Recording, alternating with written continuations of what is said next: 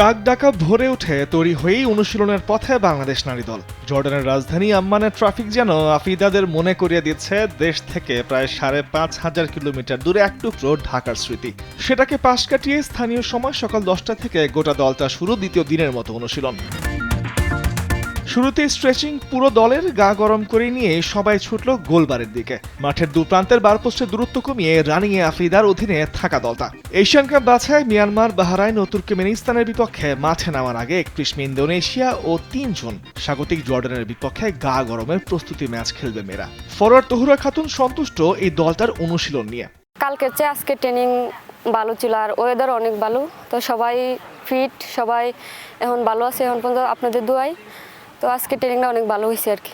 বাংলাদেশ দলের প্রথম প্রস্তুতি ম্যাচ ইন্দোনেশিয়ার বিপক্ষে কুইসমেহতে কিং আবদুল্লাহ ২ স্টেডিয়ামে ৩১ মে বিকেল ৫টায় শুরু হবে ম্যাচ। প্রতিপক্ষের বিপক্ষে আগে কখনোই খেলা হয়নি বাংলাদেশের, তবে দিতে চান নিজেদের সেরাটা।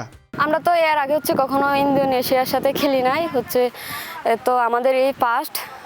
তো আমাদের লক্ষ্য থাকবো আমরা যাতে ম্যাচটা উইন করতে পারি, তো আমরা আমাদের সর্বোচ্চ দেওয়ার চেষ্টা করব। ইন্দোনেশিয়ার বিপক্ষে বাংলাদেশের প্রথম ম্যাচটি সবার জন্য উন্মুক্ত রাখা হয়েছে, তবে জর্ডানের বিপক্ষের ম্যাচে প্রবেশ ব্যবস্থা থাকবে নিয়ন্ত্রিত এবং মাঠে ঢুকতে হবে টিকিট কেটে।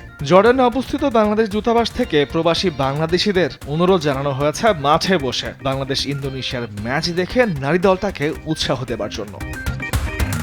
তামিমুর রহমান, স্পোর্টস ডেস্ক, দেশ টিভি।